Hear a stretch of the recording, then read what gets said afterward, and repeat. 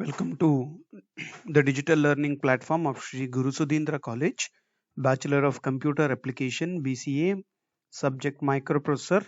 So, in this video, we'll discuss ALU, addressing mode, microprocessor operations, and programming model. So, first and foremost, let us try to understand what ALU is all about. So, ALU stands for Arithmetic and Logical Unit. You know the way ALU performs and what is the use of ALU and how actually the ALU works. But here, let us limit ourselves only to the operations and the functions it performs. So, ALU performs the set of operations such as addition, subtraction, right? The arithmetic operations, the logical operations such as and, or, exclusive, or complement, right? So here we don't mention multiplication and division because multiplication is done through successive addition and division is done through successive subtraction. So considering that, so these are the operations which microprocessor functions, the ALU functions: addition, subtraction, addition, then and operation, or operation, exclusive or operation, and along with that the complement operation, shift right, shift left, increment, and along with that we can add decrement too. So these are the different operations performed by ALU, arithmetic and logical unit, which is very much essential here, and it performs these functions. Now, for every program, we should understand the addressing mode. This is very much essential and very important, the key aspect of microprocessor programming. So what happens is, while designing the program, we manage the data. We take data from different sources. So here what happens is, the data source is very much essential for a programmer, because for example, unlike the high level languages, in the assembly level language, what happens is there are limited possibilities, right? From a programming point of view, there are limited components. For example, in high level language we use set of variables. A can be is a variable, A can be a variable, A can be a variable, right? However you want, based on the the programmer's requirement, we can have the rights, we have the liberty, we have the freedom to consider the variables. But here, whatever program we design, this program should be based on the specific contents whatever is available. So considering all these limitations, what we do is, here, while writing the program, we give priority to many aspects, and one of the major, the priority to be given to the addressing modes. Addressing mode, it specifies the way we are going to fetch the data, or you can say the method of mentioning the source of data. For example, let us try to understand this through the examples. There are five categories of addressing modes which we discuss here: immediate mode, register mode, direct mode, indirect mode, and along with that we have got one more mode called implied mode. First and foremost, immediate addressing mode. The name itself, it indicates immediate addressing mode. Immediate means quick. The data, if it is available immediately, then such mode we call it as immediate mode. Let us understand the concept through these kind of examples. So immediate addressing mode, the data is available immediately, the data can be accessed. So here, immediate, it starts with alphabet I. So I is a letter which is essential here. MVI A, 20H. So it means move immediately the data which is available. 20 is the number with the, it's the data which is readily available here. Immediately is available, so I am shifting it to A. MVI M, 30. 30 is available here directly, I am shifting it to this. LXI SP 2700H. 2700 is the immediate data available, I'll shift it to SP. LXID, 10FFH. So 10FF is a number in hexadecimal format, I am shifting it to D.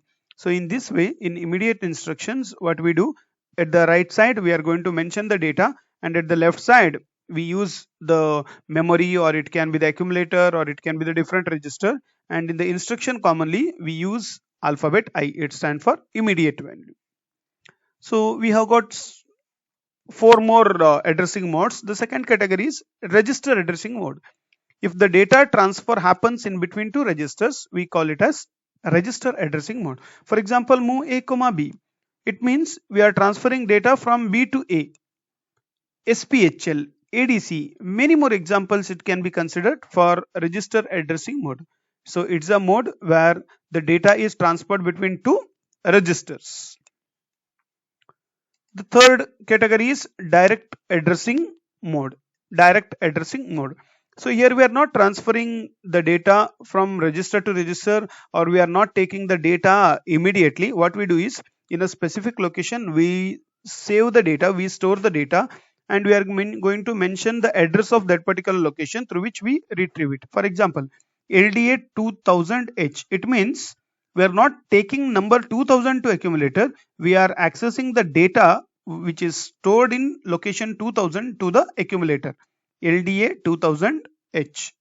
Load the data present in 2000H location to accumulator.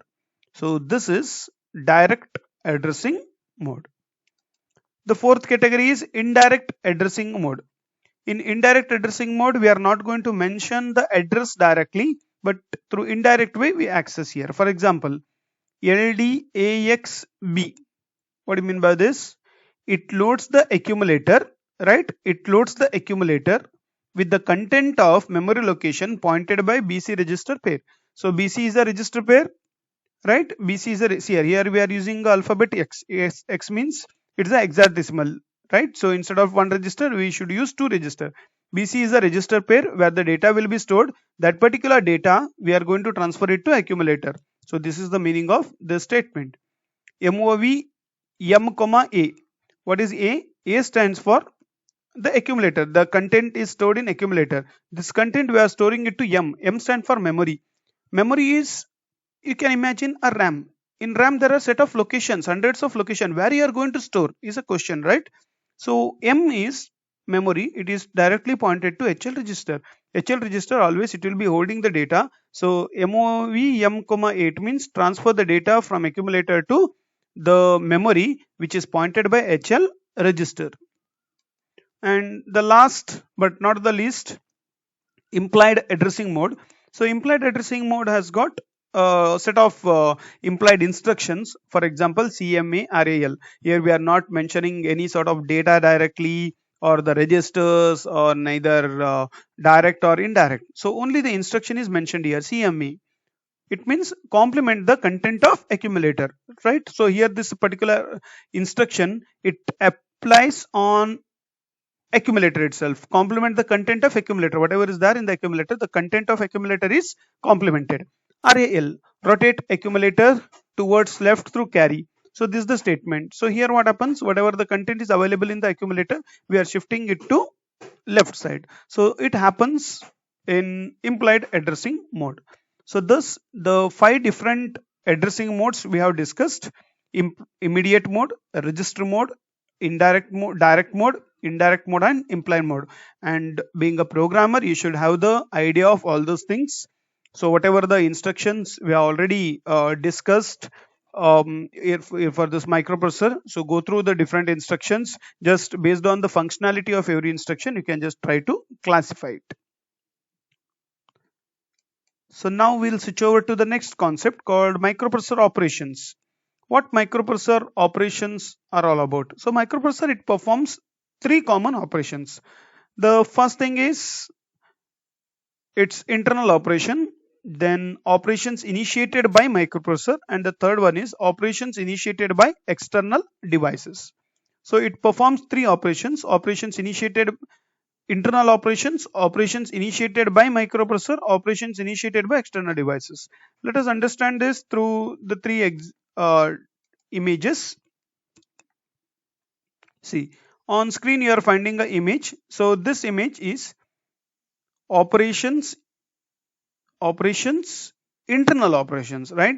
So here internal operation, microprocessor has got its own operations. So this is called internal operations. Now this is the example for operations initiated by microprocessor. This is the external device for which microprocessor is giving the instruction. And the third category is microprocessor is receiving the instructions, right? So these are the 3 categories what we are going to discuss here. Internal operations, this is the first one. operations initiated by microprocessor. This is the second one. And the third one, operations initiated by external devices. So this is the operation initiated by external devices. Now let us list out the different operations performed, right? Internal operations. So what are the internal operations performed here? Decoding, performing arithmetic and logical operations, execution, updating the program counter, updating the flag registers, manipulating the stack pointer. So these are the operations called internal operations. Decoding the instruction is essential, performing arithmetic and logical operations is essential, updating the program counter, flag register and stack pointer. So these are the internal operations performed. Now let us focus on operations initiated by microprocessor. When microprocessor gives instruction to some other devices, we call operations initiated by microprocessor. So what are these?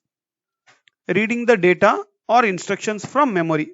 So there is a memory which is connected to the microprocessor. If you read the data or instruction from memory, this is one example. Write the data into the memory. Storing the data to the memory is also the operation. Reading the data from input device, writing the data to the output device. So here we are using input, output device and a memory. Read from memory, store to the memory. Read from the input device, send it to the output device. So these are the operations called operations initiated by microprocessor. And the third category is operations initiated by external device. What are the different operations that are initiated by other devices, right? The external device, sometimes it controls the microprocessor or it gives the instruction to the microprocessor, and that is operations initiated by external devices such as reset, right? So reset is one of the operation that is performed by the external device. Interrupt services, as and when a particular component is in a need of service, it sends the request, so that's called interrupt. And ready, right? So these are the three things which you can remember here: interrupt, reset and ready. So these are the three operations that is performed or operations initiated by external device. So this about the microprocessor operations. Microprocessor performs its own operation, microprocessor initiates the operation, and operations initiated by external devices. The third is very important here: the outer devices, the external devices, it is giving input to the microprocessor.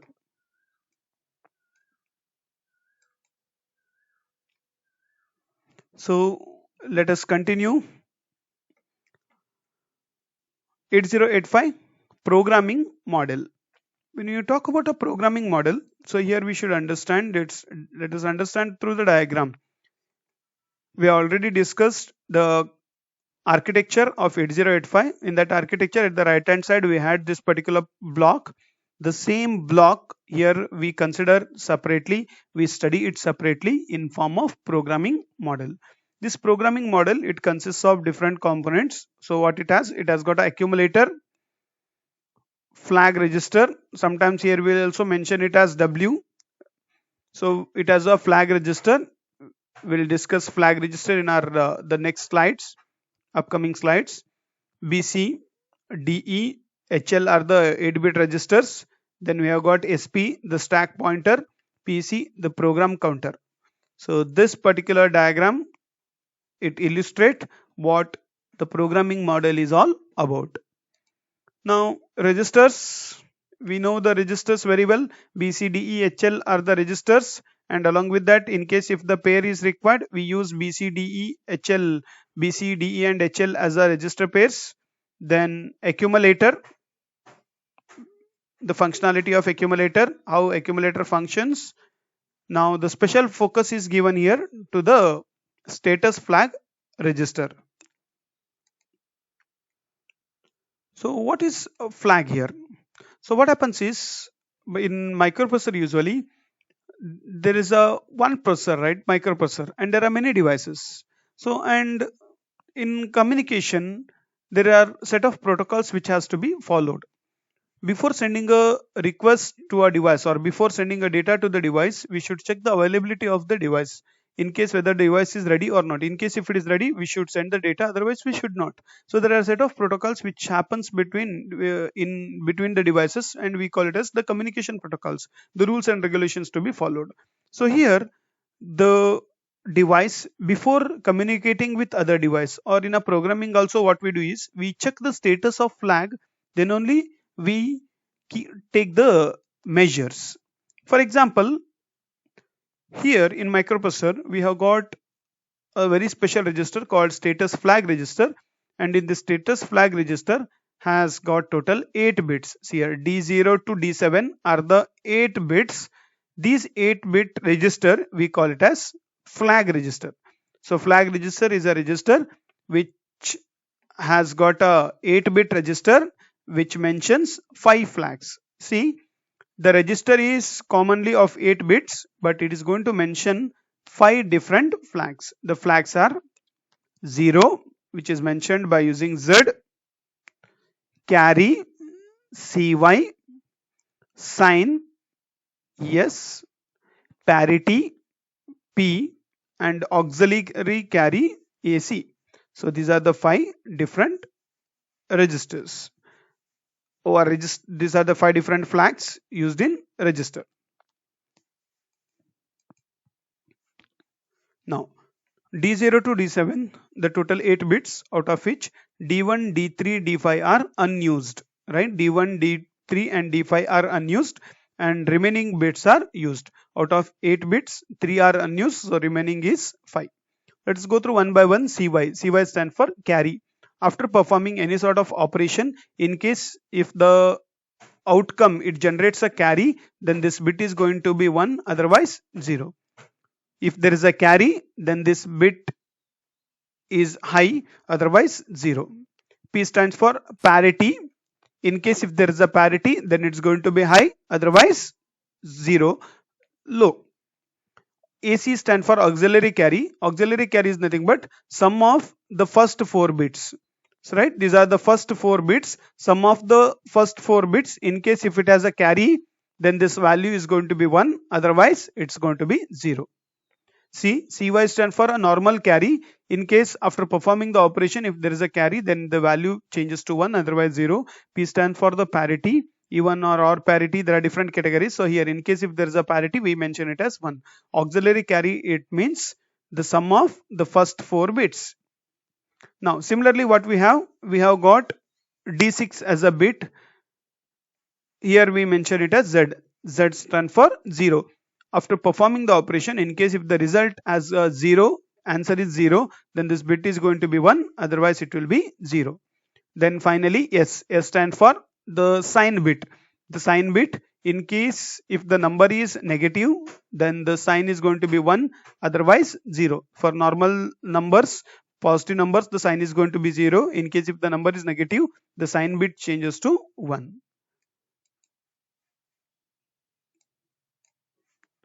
So this is about